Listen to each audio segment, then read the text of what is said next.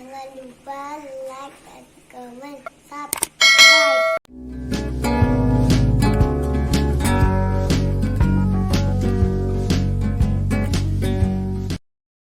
Balik lagi guys di YouTube channel di Everybody and Friends. Siang yang luar biasa nih, karena yang gua undang hari ini, yang gua sempatkan waktunya mau diajak konten sama kita di cerita politik bang. Jadi ada banyak konten di YouTube channel saya, salah satunya adalah Serpol. Cerita politik ini kita ke cerita tentang politik di banyak instansi dan pemerintahan. Nah, salah satunya kita siang ini bakal ngobrol banyak nih tentang KPU, tentang pemilu lah, pemilihan umum langsung. Beliau adalah senior saya, senior gua apa saya, sama aja bang ya? Bapak aja lah bebas. Beliau senior gua di kampus juga, dan kemudian sekarang jadi komisioner KPU Kabupaten Serang ya bang. Komisioner 4. Komisioner ada 5 ya. Nah, salah satunya ini komisioner di KPU Kabupaten Serang. Beliau adalah Zainal Mustaqim. Gelarnya apa bang? Nggak usah pakai gelar, karena beliau orangnya humble ya. Kita buka aja bang. Enggak nggak? Boleh. Jadi kita bakal banyak cerita nih guys sama beliau tentang pemilihan. Kalau menurut abang sendiri, pemilu yang terjadi hari ini seperti apa sih sebenarnya dengan pemilu yang nggak ada pandemi? Jelas perbedaannya. Ya sesuai dengan pengalaman aja ya yang kita alami di pilkada kemarin. Dengan di masa-masa sebelum ada pandemi COVID ini, gitu. Ini jelas terasa lah bedanya. Jelas terasa bedanya. Apa perbedaan yang paling mencolok? Pertama ini Jeff, lo tahu kan kalau namanya di setiap pemilihan itu ada gelombang massa yang besar ya. Kampanye lah ya. Kampanye akbar gitu kan, ngumpulin orang di mana secara besar, kemudian mereka menyampaikan janji-janji politiknya gitu kan. Ya. Nah, tapi di era pandemi ini tidak ada. Kemarin juga kan ketika di pemilihan Bupati dan Wakil Bupati Serang sangat kita batasi, gitu kan? Tidak ada yang namanya kampanye terbuka, gitu kan? Tidak ada yang namanya pengumpulan massa, tapi dibuat sedemikian rupa di mana aturan-aturannya sehingga kampanye itu hanya boleh dilaksanakan paling banyak 30 orang dari 30 orang misalnya. Nah, sehingga yang kemarin kita rasakan itu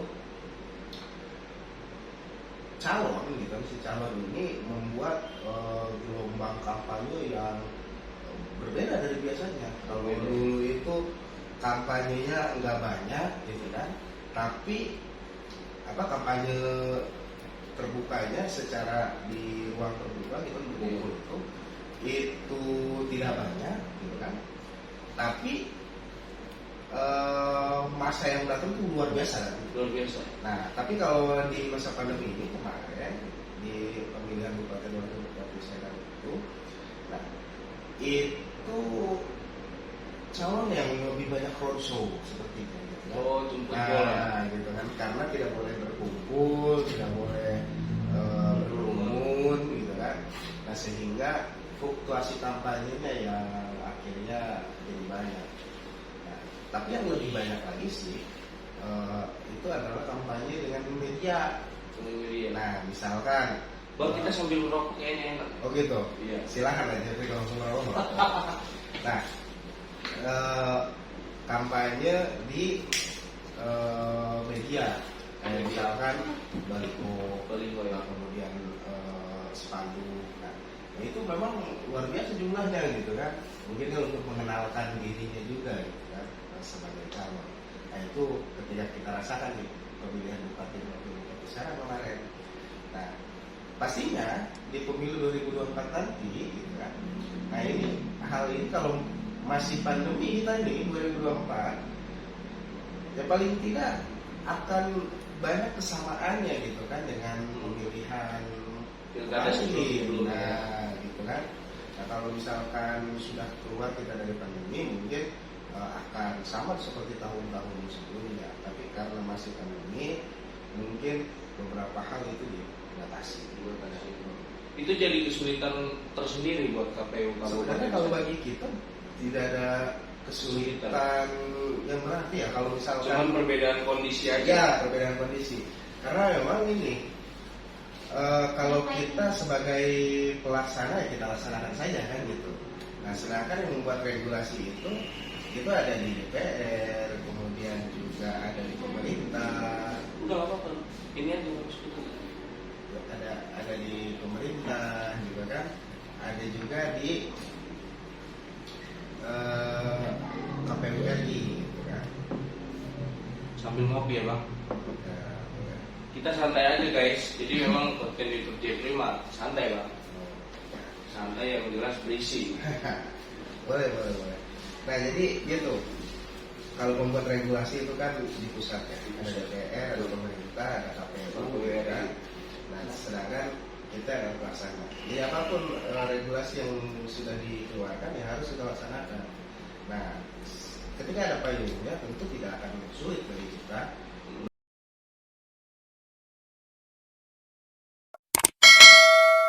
untuk melaksanakan sesuatu. Kalaupun kita kreatif, kan? Kalaupun kita mempunyai inovasi, tentu hal-hal itu tidak boleh bertentangan juga dengan regulasi kan gitu. Jadi begitu ya. Kalau berkaitan dengan sulit atau tidaknya, kalau menurut saya tergantung dari sudut pandang kita melihat kan gitu. Efektif nggak sih bang kampanye melalui media sosial? Karena kan notabene kalau kita memang benar zaman era 4.0 ini kan media adalah kekuatan paling besar nih. Tapi kan nggak semua masyarakat punya HP. Nah dia akan tahu calon kepala daerahnya apa calon pemimpinnya kayak gimana. KPU sendiri mengatasi itu. Kan tadi yang saya sampaikan ya, kalau KPU itu tidak pernah menutup ruang orang untuk mengetahui. Oh KPU juga punya media center ya? Itu akan selalu update. Kita punya media center gitu kan. Kita juga punya kita juga menyediakan wadah-wadah untuk menyampaikan informasi ke masyarakat. Oh salah satunya channel YouTube ya guys. Jadi KPU juga punya channel YouTube nih yang bisa di subscribe. YouTube channelnya apa Pak? KPU Kabupaten Serang. KPU Kabupaten Serang Ada itu. KPU Kabupaten Serang, ada JDIH Kabupaten Serang. Oh itu perbedaannya. Nah, kalau KPU Kabupaten Serang itu meliputi semua aktivitas KPU yang kita publikasikan. Tapi kalau JDIH KPU Kabupaten Serang, kita tujuannya adalah mengedukasi masyarakat terkait dengan regulasi atau aturan-aturan yang ada gitu kan berkaitan dengan pemiluan. Jadi itu kebetulan itu divisi saya juga kan, saya di divisi hukum. Nah kemudian saya berpikir bagaimana kita bisa menyampaikan informasi secara luas gitu kan. Nah ada ruang-ruangnya yang kita buka mulai dari medsos, kemudian kanal YouTube gitu kan. Nah itu kita semua aktif di sana. Nah jadi kalau kawan-kawan semua ingin melihat ada aturan apa gitu kan, bisa dibuka link JDIH KPU Kabupaten Serang atau JDIH KPU RI. Nah itu di sana banyak aturan-aturan yang berkaitan dengan kepemiluan yang terupdate. Ya. Jadi di subscribe guys yang belum subscribe kanal YouTube JDIH Kabupaten. KPU Kabupaten Serang. Oh JDIH KPU Kabupaten Serang dan KPU Kabupaten Serang. Oh itu ada perbedaan ya? Beda. Itu yang belum tuh biar tahu informasi terupdate ya tentang KPU dan pemilihan yang terjadi ya. Nah itu balik lagi tadi ke media sosial ya. Kalau media sosial kan jelas sasaran kita sebetulnya kalangan milenial, orang yang punya medsos. Nah, sedangkan orang-orang yang nggak punya medsos tadi Jeffrey katakan di mana? Tentu saja kita tidak hanya bermain di medsos, kita juga ada wadah atau ruang yang memang memungkinkan masyarakat untuk mengakses itu. Nah, contoh, misalkan ketika ada tahapan, kita sampaikan tahapannya apa aja melalui spanduk atau baliho di lokasi yang strategis misalkan atau billboard gitu kan.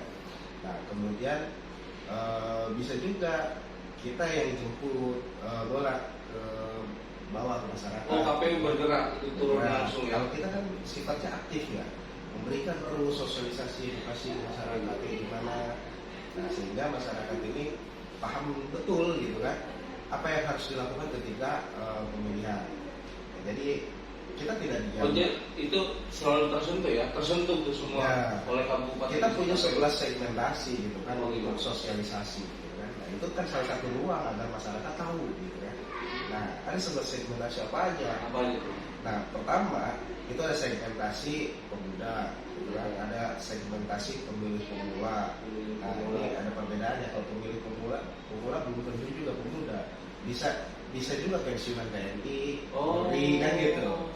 Ada karakteristiknya ya. Karena kan TNI, Polri dia tidak memiliki hak politik ketika menjabat sebagai anggota TNI Polri aktif gitu kan.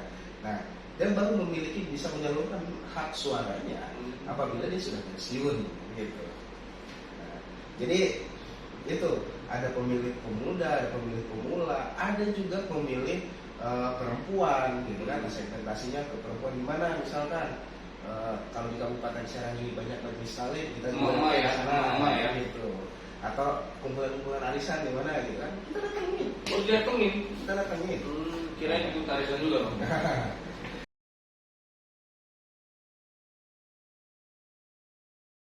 Kemudian ada segmentasi keluarga keluarga misalkan. Nah, kita dekati persuasif gitu kan dengan cara-cara yang humanis secara keluargaan gitu kan kayak gimana.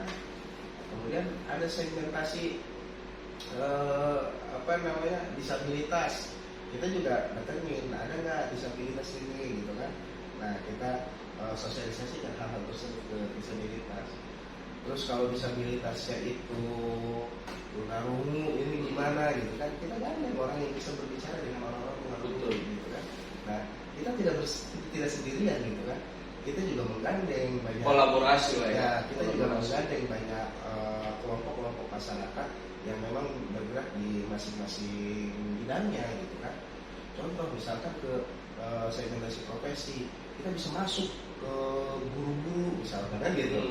Kita bisa masuk ke buruh pabrik gitu kan. Kita bisa masuk juga ke petani misalkan, macam-macam kita bisa masuk. Semuanya insya Allah semuanya tersentuh kemarin gitu kan. Ketika kita melaksanakan pemilihan atau pilkada itu tersentuh oleh kita. Nah, dan masih banyak lagi segmentasi lainnya gitu kan. Nah, jadi tidak itulah gambaran-gambarannya. Kita harus melakukan sosialisasi juga itu ke memang segmentasi yang bisa kita sasar gitu. Nah, bahkan kita juga untuk demokrasi segala macam kan gitu. Nah, itu bagian daripada segmentasi sosialisasi kita. Nah, itu tadi sosialisasi itu tidak hanya terbentur di medsos, di baliho, ya, tapi juga turun ke masyarakat. Dan itu yang paling banyak sebetulnya dibanding medsos. Walaupun melihat medsos kita interaktif, banyak informasi yang disampaikan, tapi sejujurnya ketika ada tahapan pemilihan, nah, itu lebih banyak kita di lapangan. Di lapangan ya. Untuk edukasi pemilih cerdas itu tadi ya. Tapi sejauh ini pemilih kita udah mengerti belum sih mana yang baik untuk mereka? Saya pikir bicara demokrasi itu kita belum masuk ke money politik ya.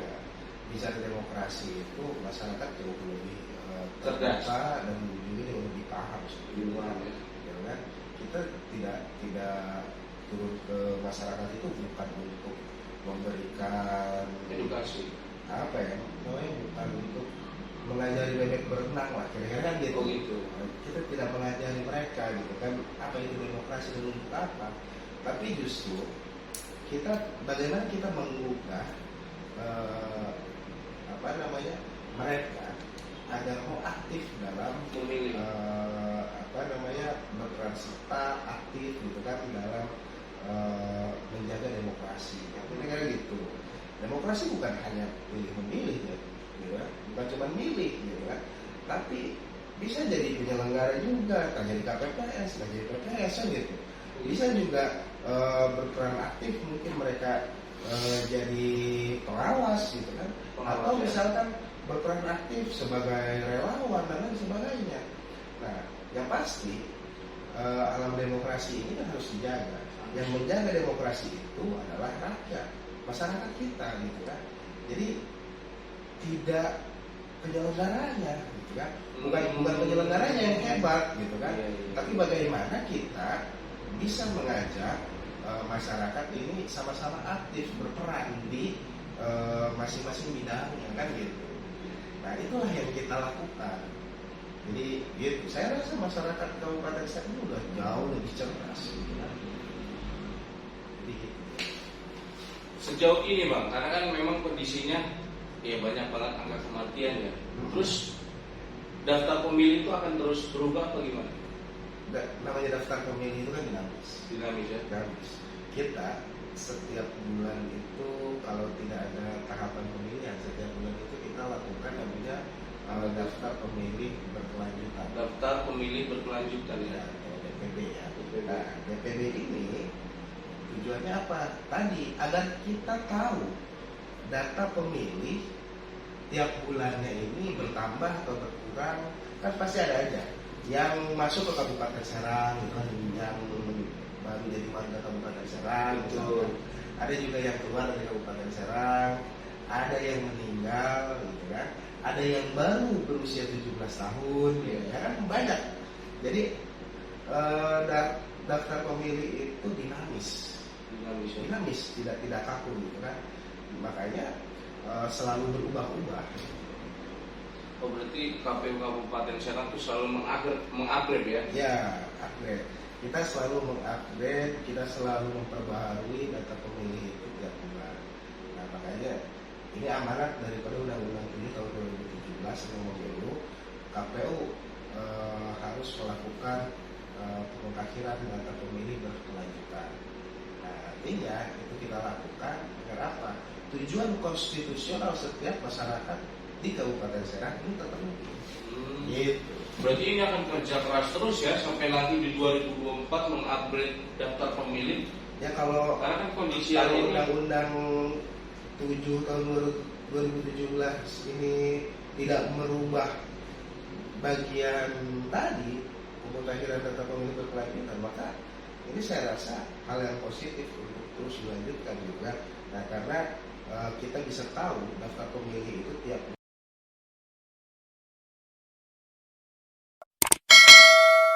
bulannya data agregat ini seperti apa kan gitu. Nah, sehingga ketika pemilih kita nggak repot lagi. Oh ini begini, oh data pemilihnya nggak sesuai segala macam. Nah, kemarin-kemarin diributin itu. Oh itu yang diributin. Ya kan 2019 itu kan. Iya. Banyak meributkan masalah data pemilih.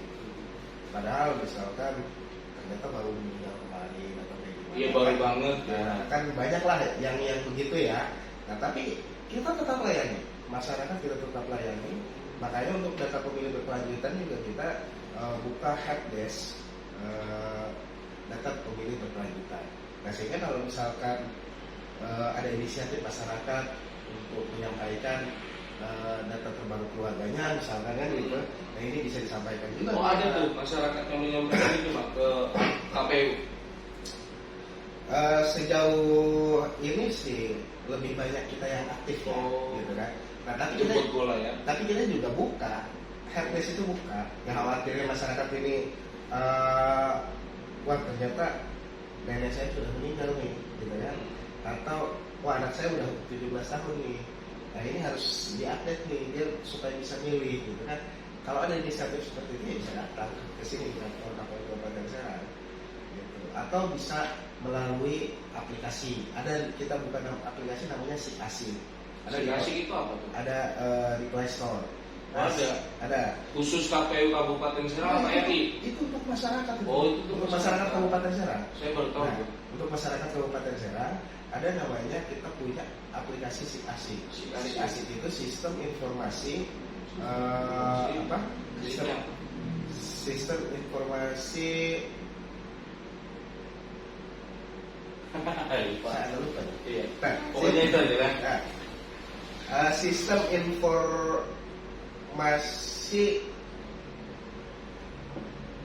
cek aja loh. Iya. apa sih? Iya, dicek aja dulu. Saking banyaknya data ya. Enggak. Di Play Store yang mungkin. Enggak. Coba.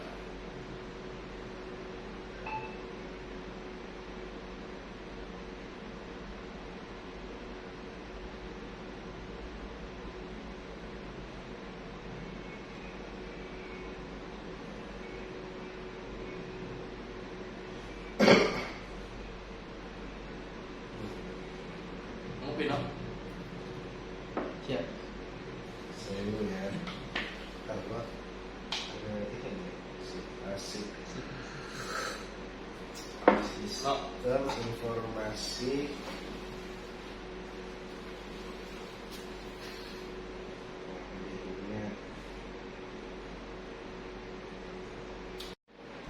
Jadi apa tadi Bang SIK-ASIK tuh? SIK-ASIK itu sistem informasi dan kumpulan arsip kepemiluan. Nah, jadi arsip pemilu, pilkada kita digitalisasikan melalui aplikasi itu. Nah, kemudian juga sistem informasi itu yang membuat banyak informasi termasuk data pemilih. Nah, data pemilih ini akan terus terupdate dan bisa melakukan laporan di sana, kira-kira kan gitu. Nah, jadi masyarakat yang memiliki inisiatif untuk menyampaikan, misalkan bisa melalui SIK-ASIK itu, gitu kan, sehingga datanya terupdate terus. Nah, jadi kami harapkan sebenarnya SIK-ASIK ini juga bisa jadi sarana untuk keterbukaan informasi, gitu kan, di KPU Kabupaten Serang. Nah, sehingga selain ada informasi yang kita sampaikan melalui SIK-ASIK itu, masyarakat juga bisa menyampaikan, memberikan feedback ke kita, gitu kan. Misalkan update, harus keluarga saya sudah tidak segini jumlahnya, misalkan kan gitu. Iya. Nah, sehingga akan berjalan efektif gitu. Nah, mudah-mudahan saja, gitu kan. Nah, ini jadi satu terobosan yang baik untuk pemilu 2024. SIK-ASIK itu baru kapan? Baru kapan ada aplikasinya? Udah beberapa bulan ini selesai pilkada kita godok. Langsung ada ya setelah pilkada. Setelah pilkada kita godok sekitar 3 bulan ke belakang lah mungkin aplikasi ini. Nah, berarti terus mengupgrade ya sampai nanti di pemilu 2024. Sejauh ini kampanye tentang SIK-ASIKnya atau mereka udah tahu belum tentang SIK-ASIK? Sejauh ini sudah kita sosialisasikan, baik itu di pertemuan secara resmi ataupun ke stakeholder di pemerintah Kabupaten Serang, agar mereka juga bisa menyampaikan ke masyarakat. Gitu. Dan secara langsung juga kita selalu sampaikan ke masyarakat kalau kita lagi kumpul ada aplikasi ya, gitu kan, bahwa kita punya aplikasi ini. Ini tujuannya agar masyarakat bisa memantau perkembangan daftar pemilih, gitu kan. Nah, kemudian juga bisa menyampaikan secara inisiatif, gitu kan, informasi-informasi terkait dengan data pemilih. Keren ya. Ini punya Kabupaten Serang doang apa KPU lain punya? Apa programnya KPU Kabupaten Serang? Jadi samping itu yang kita gagas, gitu kan. Oh, ini gagas. Itu yang selain itu yang kita gagas, mungkin di KPU kabupaten kota yang lain juga ada metode-metode yang seperti ini. Entah apa namanya. Namanya doang yang berbeda ya. Mungkin entah apa namanya, gitu kan. Atau fungsinya seperti apa, gitu kan. Ada banyak sebetulnya KPU yang ada di Provinsi Banten ini melakukan terobosan-terobosan gitu. Termasuk ini salah satunya. Ini kreativitasnya Kabupaten Serang lah ya. Aplikasi si asli ini keren guys. Aplikasi baru yang 3 bulan lalu dan ternyata mudah-mudahan bisa nih memberikan informasi lebih luas ya. Di samping kanal YouTube tadi kan ya. Nah ini kita masuk Bang ke pemilu 2024 karena menarik menurut saya karena tadi juga kita sebelum tag kita ya ngedenger RDP ya. Nonton RDP di YouTube ya bersama para dewan-dewan itu. Ini menarik Bang bahwa isunya sampai detik ini pun pilkada, pileg dan pilpres masih belum jelas. Sebenarnya bukan masih belum jelas ya, karena memang masih dilakukan penggodogan bersama antara DPR, Mendagri, KPU, Bawaslu, DKPP, dan semuanya masih berbaur di sana gitu kan. Nah tadi seperti yang kita dengar tadi kan, pas waktu sebelum tag ini kita nonton RDP gitu kan. Nah, ini mau dilakukan konseling kan terkait dengan pelaksanaan pemilu 2024. Gitu. Nah, kalau bicara waktu selama itu belum jadi aturan, gitu kan, apapun lah, gitu kan, apapun itu sebelum jadi aturan, ya masih dinamis gitu kan, masih bisa ubah-ubah gitu kan. Artinya apa? Artinya ada perkembangan dalam rapat dan seperti itu, dan kita hanya bisa memantau dan melihat gitu kan. Nah itu nanti persiapan ke daerah nggak masalah ya, walaupun di pusat ini kan belum jelas nih, belum masih digodok nih, bukan belum jelas. Ini persiapan di daerah bagaimana? Menyikapinya dan menanggapinya? Ya saat ini kan masih belum masuk tahapan gitu kan. Akhirnya kenapa itu masih digodok terus juga oleh pimpinan-pimpinan kita, oleh pimpinan kita di atas gitu kan. Ya karena tadi gitu, untuk membentuk satu aturan yang mereka harus duduk bareng gitu kan, tidak bisa sekali jadi gitu ya. Iya, makanya perlu kita perhatikan perkembangan tiap rapat. Kalau saya rasa sih sudah mulai udah mulai mengerucut ya, gitu kan. Karena memang waktunya juga sudah mulai makin dekat kira-kira gitu. Nah, besok aja udah tinggal 2022 kan, udah tinggal dikit lagi.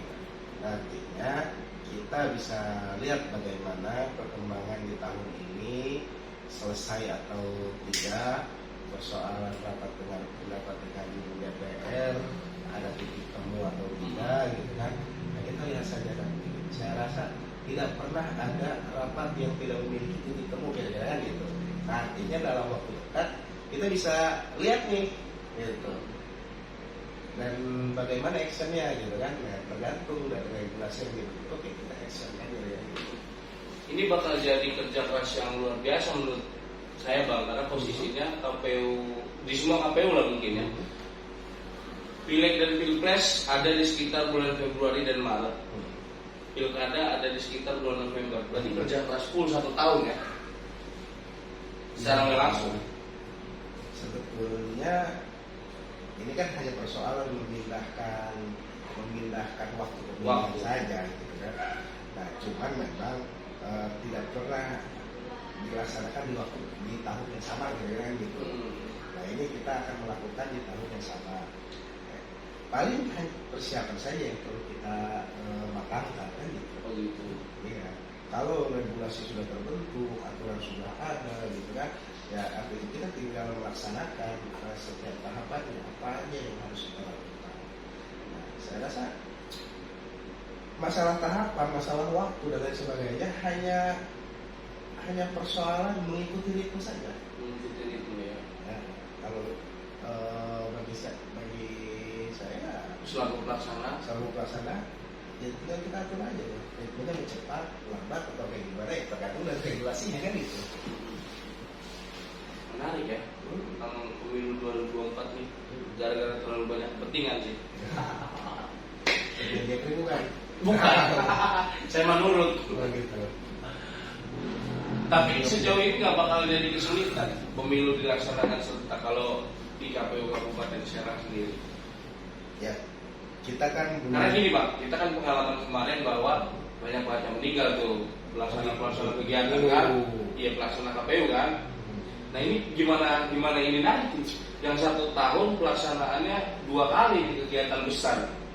Sebenarnya gini, berkaitan dengan penyelenggara yang meninggal ketika Sakit, kelelahan dan segala macam. di tahun 2019. Nah, saya rasa hal itu berkaitan juga dengan memang si orang tersebut ini bagaimana kondisi tubuhnya kan gitu. Apakah memiliki penyakit bawaan atau kayak gimana kan gitu. Oh kalau di KPU Kabupaten Serang nggak ada korban? Di kita ada tapi nggak banyak. Nggak banyak. Iya maksud saya siasat apa nih yang akan dilakukan? Artinya meninggalnya pun bukan karena dia jadi penyelenggara gitu kan. Mungkin karena usia, kemudian penyakit dan sebagainya gitu kan. Sejauh ini sih di kita tidak ada yang secara langsung meninggal karena jadi penyelenggara gitu. Enggak ya.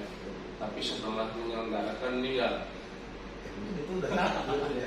Itu usia kan. Karena kan saya mikirnya, waduh berarti kesiapannya harus matang banget di KPU Kabupaten Serang menyiapkan 2 kegiatan besar kan.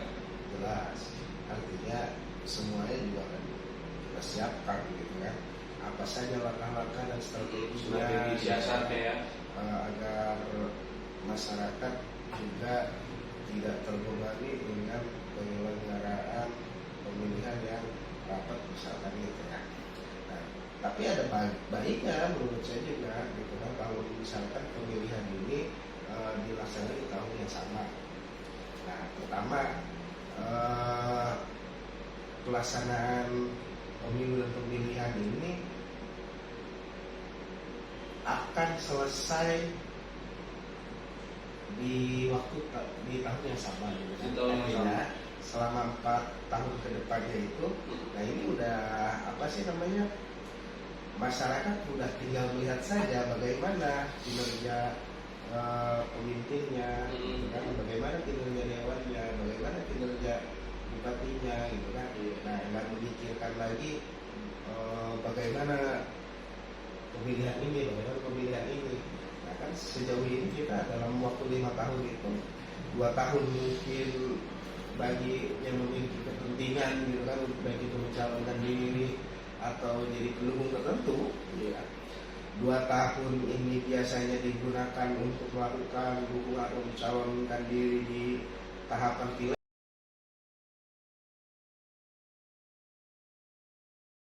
misalkan atau pilpres gitu kan.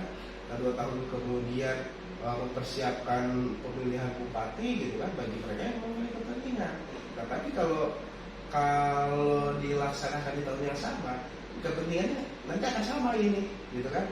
Oh, setelah itu kita melaksanakan pemilihan ini. Jadi kerja kerasnya ekstra juga ya bagi mereka yang bertarung ya. Iya, dan itu tantangan juga buat mereka kan gitu. Nah, artinya kita bisa fokus juga bagaimana kinerja pemerintah gitu kan dalam waktu yang sekian lama gitu. Jadi tidak terlalu terganggu oleh euforia politik nasional atau politik lokal kan akhirnya. Kalau kita hitung kan Februari, Maret, ke November itu kurang lebih 4 bulan ya. Tapi kesiapannya kalau menurut Abang sendiri selaku KPU Kabupaten Serang siap ya untuk melaksanakan kalau pemilihan serentak di bulan yang enggak terlalu harus siap. Lama ini istirahat harus siap. Karena saya pikir setelah pileg dan pilpres langsung kerja lagi, nggak bakal istirahat karena menuju pilkada kan. Nggak menuju pilkada justru tahapan bagian. Oh, untuk Kabupaten Serang nggak ada ya pilkadanya? Ya ada lah. Ada. Tahapan ini kan saling bersinggungan antara pemilu dengan pilkada. Iya.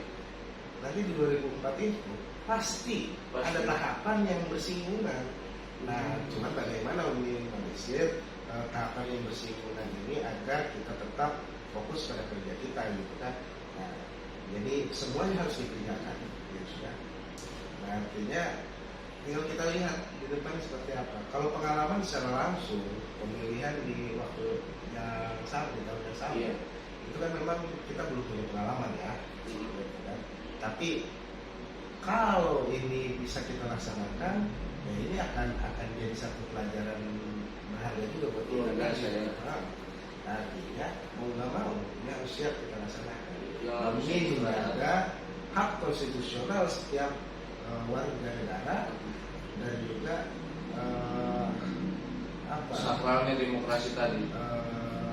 Pentingnya demokrasi ini juga perlu kita jaga. Kira-kira seperti itu.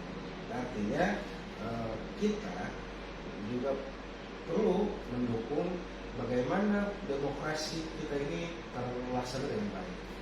Pemilu dan pemilihan ini bisa dilaksanakan dengan baik. Gitu kan?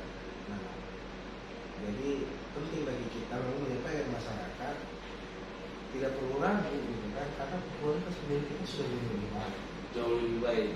Di luar daripada masih terjadinya money politik dan golput.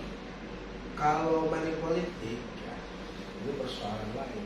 Persoalan lain, ya. Money politik, nah itu tergantung bagaimana yang merespon dan siapa yang melakukan, kan gitu.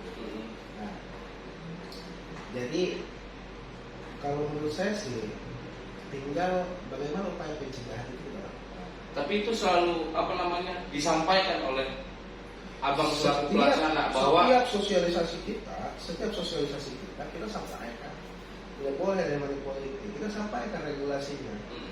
Kalau terjadi money politik, ambil uangnya, jangan pilih orangnya. kalau terjadi money politik, nah ini apa yang akan terjadi? Nah, ini ada sanksi pidananya, gitu kan? Iya. Ada hukumannya, gitu kan? Itu kita sampaikan. Nah, terkait bagaimana upaya pencegahan itu bukan upaya pencegahan kita lakukan buat sosialisasi. Tapi upaya penegakan itu kan bukan ranah kita. Bukan. Beda pelaksana. Beda tugas. Nah, jadi upaya kita yang kita lakukan ini paling secara preventif saja, gitu kan, jaga-jaga, gitu kan, melalui apa tadi, melalui sosialisasi, melalui diskusi dan lain sebagainya, gitu kan. Jadi itu upaya-upaya yang kita lakukan. Nah, kalau berkaitan dengan golput, golput saya tertarik dengan golput. Kalau Golput juga memilih katanya, Bang. Katanya golput adalah memilih. Benar kan dengar itu? Itu kata-kata siapa itu? Banyak yang ngomong. Siapa Ya beberapa kawan-kawan. Harus ada referensinya lah. Gitu kan? Beberapa kawan-kawan saya juga mengatakan golput juga pilihan. Nah, itu gimana tuh, abang selaku pelaksana demokrasi ini? Gini ya, golput itu kenapa sih namanya harus golput? Karena mereka sudah bosan atau sudah dulu saya milih dia, tapi nyatanya sama aja. Enggak, kenapa namanya harus golongan putih? Ya putih karena dia nggak mencoret, Hah? mencoblos, nggak ngotorin. Gimana kalau calonnya juga pakai baju putih? Ya? Ya itu saya tertarik, Bang. Gimana kalau tanggapan abang sendiri tentang golongan putih ini tadi? Pasti kalau menurut gua gini ya, apa sih namanya? Nggak ada yang namanya golongan putih, golongan hitam segala macam gitu kan. Berkaitan dengan memilih atau enggak seseorang, gitu kan, datang ke TPS-nya, datang atau enggaknya orang itu ke TPS itu berkaitan dengan pribadi seorang tersebut, gitu kan. Atau tadi bisa aja alasannya, katanya apakah dia udah bosan, macam gitu kan. Tapi itu juga kita tidak bisa ambil kesimpulan, gitu kan, bahwa masyarakat sudah bosan dengan pemilu segala macam, gitu kan. Faktanya, gitu kan, partisipasi selalu ada, gitu kan, dan selalu meningkat.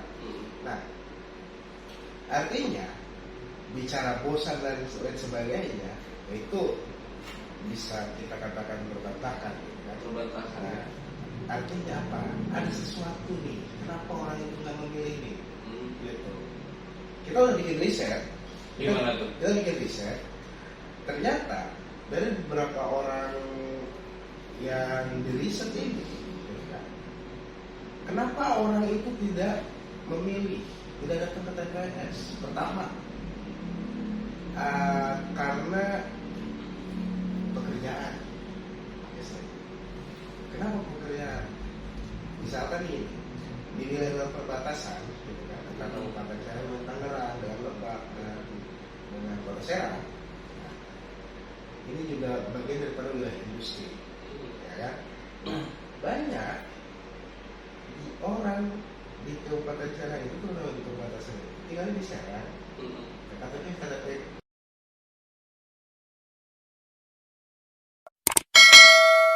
Kabupaten Serang. Nah kerjanya di tetangga sebelahnya gitu kan. Nah artinya banyak perusahaan juga yang meliburkan akhirnya nih. Karena kemarin pilkada itu Tangerang misalkan, Tangerang itu nggak pilkada, nggak pemilihan. Nah dia nggak meliburkan pabriknya. Padahal banyak masyarakat di perbatasan Tangerang itu yang tinggal di Kabupaten Serang kerjanya di pabrik itu misalkan itu. Nah akhirnya banyak masyarakat di desa itu atau kampung itu nggak nyoblos. Nah itu salah satu alasannya. Nah, ada yang seperti itu. Ada juga yang fenomena ini apa namanya fenomena masyarakat yang dia orang situ gitu kan, dia orang situ, nah, kerja di situ gitu kan, nah tapi lebih memilih kerja gitu kan, misalkan udah kasal baik kan gitu. Nah, jadi banyak juga yang berpikir seperti itu, merasa bahwa ada penting lah. Dia tahu gitu kan ada dan sebagainya. Nah, dia juga tahu ada sosialisasi misalnya. Nah, tapi apatismenya jauh lebih tinggi daripada pengetahuan yang sudah dia punya. Misalnya, ada yang begitu. Ada juga yang persoalan tadi kata Jeffrey gitu kan. Sudah mulai muak lah bahasa pemilihan lagi. Nah itu gimana tuh Bang? Nah, kemudian apa namanya, sehingga dia lebih memilih udahlah pilih jalan-jalan daripada. Nah, saya tertarik sama yang itu tuh alasan itu. Gimana nih saya dipilih gitu kan. Nah berkaitan dengan hal itu gitu kan, artinya kalau bicara dia nggak usah tahu segala macam. Nah faktanya memang misalkan dari awal dia memiliki hak pilih ada dari awal dia memiliki hak pilih ternyata belum pernah digunakan hak pilihnya gitu kan. Jadi agak ini juga gitu kan, apa sih namanya, agak mungkin tidak terlalu tidak terlalu akurat juga informasinya gitu kan. Nah tapi yang pasti dari berbagai jenis kategori orang datang ke TPS itu jauh lebih sedikit daripada orang-orang yang pemilih. Oh begitu. Ya. Oh itu ada datanya berapa emang golput yang kemarin terjadi?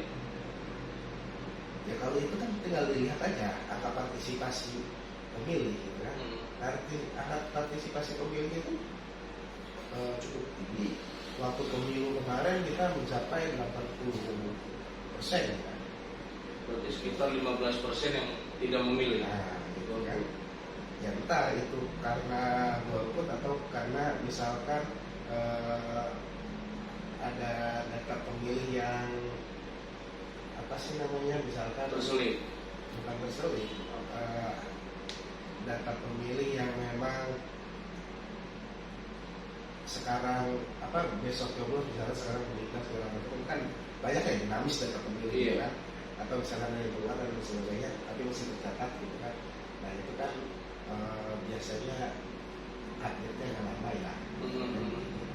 Nah sehingga bisa hal itu yang terjadi gitu kan, atau misalkan tadi karena memang nggak datang gitu kan, bisa yang terjadi atau ketiduran misalkan kayak gitu gitu kan, mau nyoblos bangun-bangun jam 1 siang udah sibuk bagiin itu kali ya, serangan pajak. udah lewat gitu. Iya kan sibuk ngebagiin serangan pajak. Jadi guanya nggak milih. dan ternyata angka orang ketiduran itu lumayan signifikan pas hari pemilihan itu. Oh gitu. Ya faktanya Kan terjadi Bang, apa namanya, benturan buzzer antara golput bukan pilihan dan golput adalah pilihan. Benar nggak? Disepakati nggak? Buzzer itu kan terjadi. Ya aku nggak tahu lah kalau persoalan itu. Lu yang ngeliat itu kan? Iya, makanya saya sampaikan ke Abang selaku pelaksana nih. Bang, ini terjadi loh benturan media bahwa golput bukan pilihan, golput adalah pilihan. Terjadi itu Bang, fenomena itu. Ya nggak tahu. Kalau dia nanya ke saya terjadi atau enggak, saya nggak tahu. Iya, tapi cuman yang pasti gini ya, yang pasti setiap orang, gitu kan, setiap orang yang melarang orang lain menggunakan hak pilihnya itu salah satu tindakan pidana. Wah, ada. Kalau orang ngelarang orang Menghasut pilih, ya, menghasut ya. nah itu ada pidananya ya. Gitu. Tapi Mm-mm. kalau orang tidak menggunakan hak pilihnya atas keinginan sendiri, nah itu Tapi hak. mengajak orang lain baru pidana ya. Hak, gitu kan. Nah, mengintervensi gitu kan, mempengaruhi Mm-mm. orang lain Mempengaruhi. gitu kan, untuk mempengaruhi orang lain untuk memilih misalnya. Nah itu ada pidananya. Gitu kan. Artinya apa? Artinya terutama tadi hasutannya dalam berupa uang misalnya kan. Iya, Nah betul. Terjadi. itu namanya money politik kan gitu. Halumra. Money politik itu ada pidananya kan gitu. Oh gitu. Ambil uangnya, jangan coblos orangnya. Nah itu juga salah. Oh itu salah. Salah. Tapi Tetap kan kalau tergantung ya uangnya. tetap kalau itu sama pengawas itu dilihat dan kemudian dipegang gitu kan. Nah itu tindakan Tindak pidana. pidana ya. Pokoknya ada orang yang ngasih sesuatu agar dia Digali 4 agar dia dipilih misalkan. Nah itu pidana ya. Hmm. Mau dia mau nyoblos orangnya mau enggak gitu kan lu nerima duit ini pidana. Gitu. Baik yang ngasih maupun yang nerima. Tapi kalau nggak ketahuan nggak apa-apa. Hah? Kalau itu Ini lagi gue Bang. Kalau itu perspektifnya apa ya? Kayak orang nyolong, Ya Allah. nggak ketahuan, gitu kan? Nah orang nyolong nggak ketahuan sama polisi, Oh gitu. terus nggak ada yang laporin, gitu kan? Aman. Atau nyolong lagi dia kan gitu. Nah, Tapi pencerdasan begitu- selalu dilakukan. Begitu dia ketahuan, Heeh. gitu kan? Nyolong ketahuan, ditangkap kan, diproses lah, dihukum. Ya asumsinya begitulah, sama aja. Iya betul. Nah, apa lagi? Ya tapi pencerdasan selalu di ini. Karena saya tertarik banget sama money politik dan golput ini. Selalu ya disampaikan kepada mereka-mereka yang akan memilih ya. Tapi pernah nggak dapat bantahan? Nggak usah milih lah kayak gitu. Tiba-tiba lagi sosialisasi ada perkataan pernyataan. Nah, ada aja. Nggak ada. Ada aja. Nah, Nyikapinya gimana? itu kan kita Abang selaku KPU. sampaikan gitu kan, apa pentingnya, apa pengaruhnya, apa dampaknya. Jelas lah gitu kan. Nah, negara ini memberikan ruang untuk kita berdemokrasi. Ya. Memberikan ruang kita berdemokrasi, menentukan pilihan, gitu kan. Nah, yang akan terjadi adalah kebijakan, kemudian pembangunan, kemudian peningkatan fasilitas dan lain sebagainya. Nah itu kan ditentukan melalui kebijakan pemerintah. Nah, pemerintah itu dijalankan oleh siapa? Orang-orang yang kita pilih. Proses demokrasi. Nah, artinya kalau kita tidak menentukan pilihan, kita mengabaikan 5 tahun masa depan kita. Tergantung sama proses pemilihan itu tadi. Iya, kita mengabaikan masa 5 tahun yang akan datang gitu. Kalau kita tidak menentukan pilihan ini, nah, karena apa? Karena orang yang terpilih, siapapun yang terpilih, dia yang melakukan membuat kebijakan dan menjalankan kebijakannya. Contoh, DPR kita pilih. Ngapain di sini tuh ada orang berkali apa milih DPR segala macam, Betul. penting katanya kan? Nah itu benar terjadi kan di lapangan. Ada aja yang begitu gitu kan. Nah, kita sampaikan gitu kan, DPR itu bikin undang-undang, DPR itu bikin regulasi, DPR itu bikin aturan. Nah, kalau aturannya nggak benar, nih, yang disalahin siapa? Yang disalahin ya orang, bukan siapa-siapa, diri kita sendiri yang perlu disalahin kan gitu. Gitu kan, kalau kita nggak milih, harusnya gue milih waktu itu, harusnya bukan dia yang jadi, bukan sebagainya.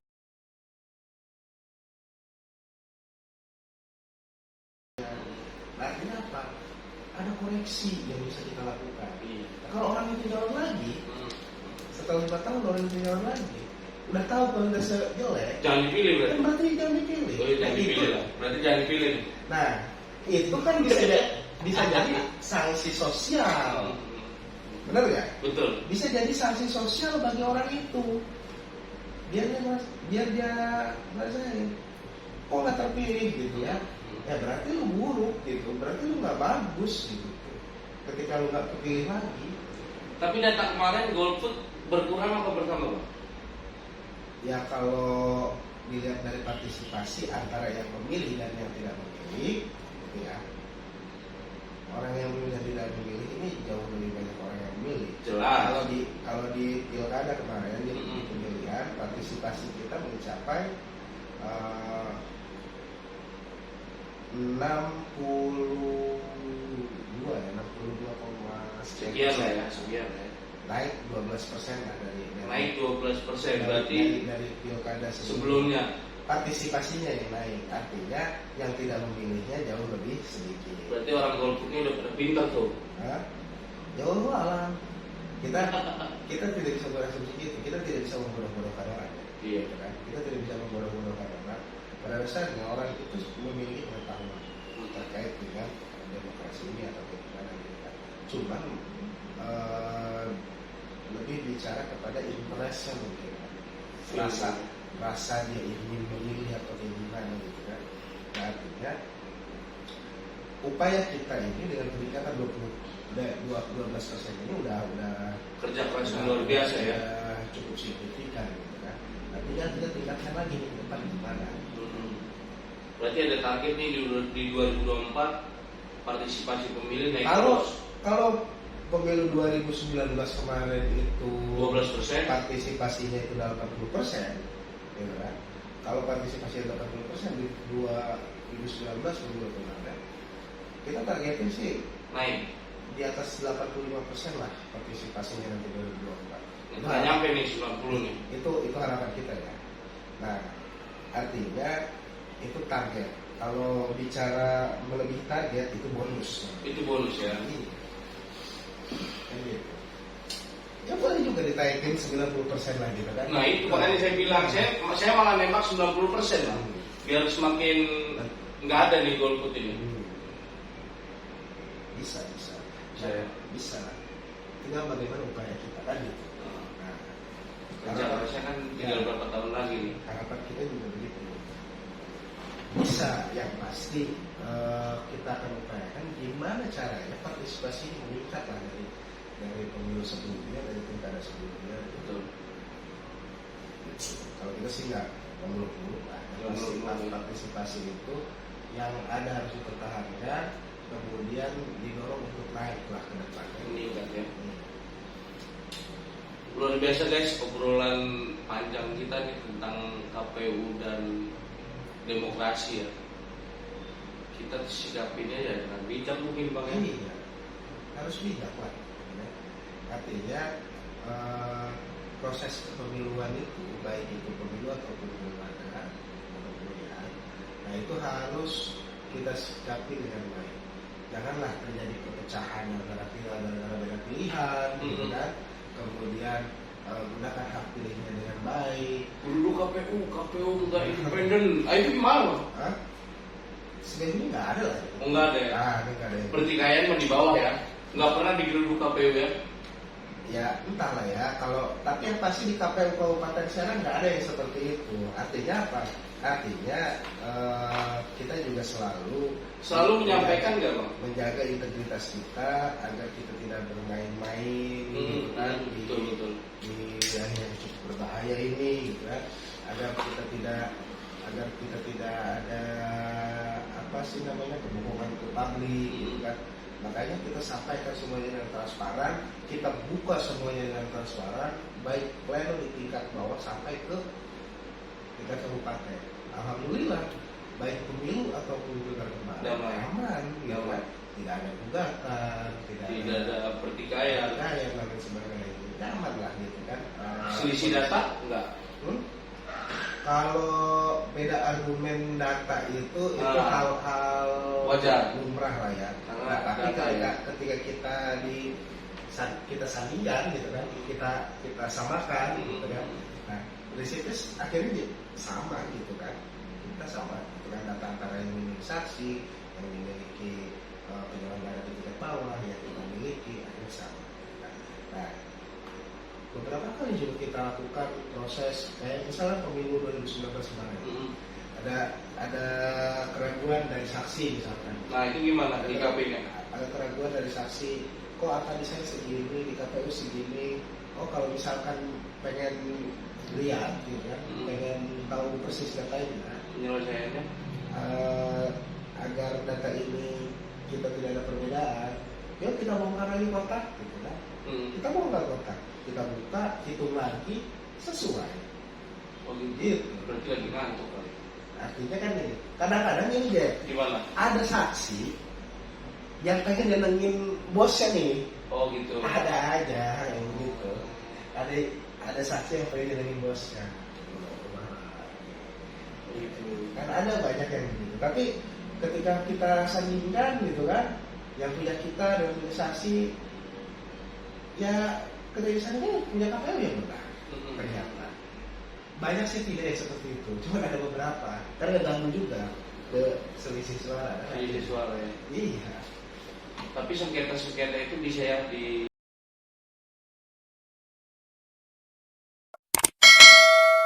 diselesaikan oleh KPU dengan baik.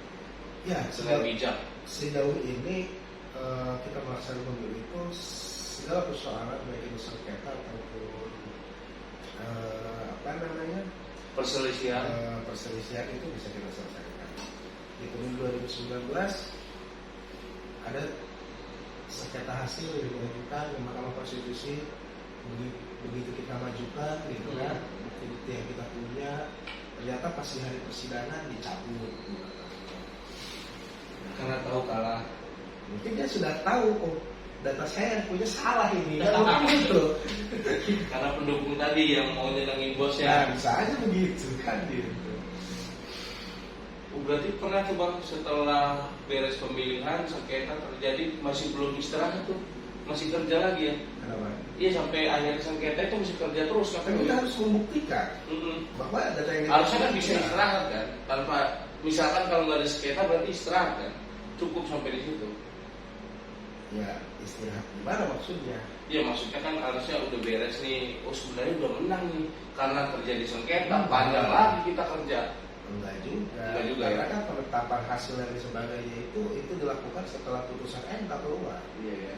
Baik itu ada sengketa ataupun enggak. Jadi kalau nggak ada sengketa pun harus nungguin putusan MK. Iya. Artinya apa? Banyak hal yang harus dikerjakan juga. Gitu kan. Nah, gitu.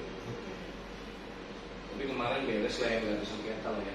Nah, di pemilihan bupati juga kemarin aman kita nggak ada. Bentrokan pendukung nggak ada ya. Kalau bentrokan pendukung, kalaupun ada juga itu kan bukan ranah Bukan kita. tugas KPU. Iya. Itu kan ada satpol pp sama polisi lah kira-kira begitu. Tapi pencerdasan kepada masyarakat untuk tidak saling bentrok antar pendukung disampaikan. Harus karena itu adalah bagian daripada sosialisasi kita. Pemilihan damai, pemilihan Pemilu aman, damai. gitu kan, pemilihan tertib, gitu kan. Baik KPU maupun kepolisian selalu menyampaikan hal itu. Bahkan kita bergandengan dengan kepolisian misalnya, dengan Polres Serang, gitu kan, Kolaborasi. melakukan kampanye bersama, melakukan sosialisasi bersama, gitu kan, terkait pelaksanaan kampanye yang aman, damai. Kan ada beberapa daerah mungkin, wah ini hubungannya kenceng nih. Kadang suka ada kan? Ya kan itu dipetakan. Kalau dipetakan ya. Kita petakan gimana kalau misalkan di wilayah rawan ini bagaimana penanganannya. Kalau misalkan di wilayah yang agak rawan kayak gimana, kalau yang di wilayah yang biasa aja ini gimana gitu ya. Itu kan ada petanya. Polisi juga kan melakukan peta Mapping ya, gitu kan. mapping ya. Seperti apa. Alhamdulillah ketika semuanya kita bekerja bersama-sama gitu kan, berbaur bareng gitu kan, ya nggak ada persoalan apa-apa. Yang penting masih sinergisitas kita dengan lembaga lain ini seperti apa kan gitu. Dan kepolisian bagaimana, dengan kejaksaan seperti apa gitu kan. Ini kan harus berjalan dengan RT/RW setempat. Dan jadi agar pemilihan berjalan damai tidak bisa kita berdiri sendiri. KPU adalah pelaksana pemilu itu sendiri. Kalau kita kan lebih banyak kepada hal-hal teknis bagaimana pemilihan itu bisa dilaksanakan. Yang pasti itu di 2024 nanti Gimana tuh? kita melaksanakan pemilu dengan pemilihan gubernur dengan pemilihan bupati, gitu kan. Nah, di tahun yang sama, kita jadikan yang lalu-lalu jadi pelajaran, gitu. Nah, tinggal bagaimana nanti yang akan kita hadapi, ini kita hadapi dengan bijak, kita hadapi dengan baik, gitu kan. Kita laksanakan dengan berkualitas, seperti itu. Penutup Bang, siapa tahu ada pesan berkesan untuk yang nonton kanal YouTube. Ya, bagi masyarakat sekalian, terutama warga Kabupaten Serang, jadi begini, pemilu dan pemilihan itu ini memiliki sifat yang sama sebenarnya. Sifatnya itu adalah bagaimana kita menentukan perwakilan, bagaimana kita menentukan pemimpin, bagaimana kita menentukan pembentuk dan pelaksana kebijakan.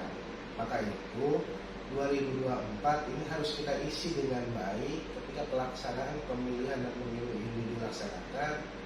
Datang ke TPS, sebelum datang ke TPS ada masanya mereka kampanye, ada masanya mereka menyampaikan gagasan.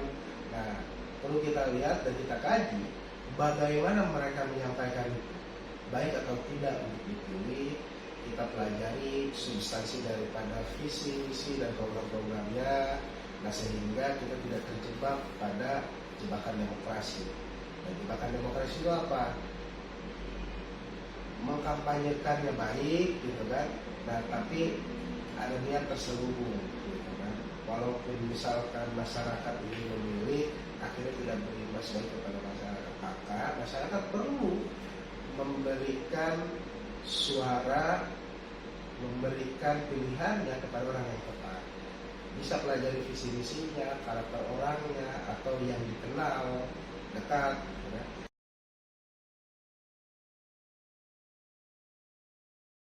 Nah, itu adalah upaya agar orang-orang yang tidak tepat itu tidak terpilih.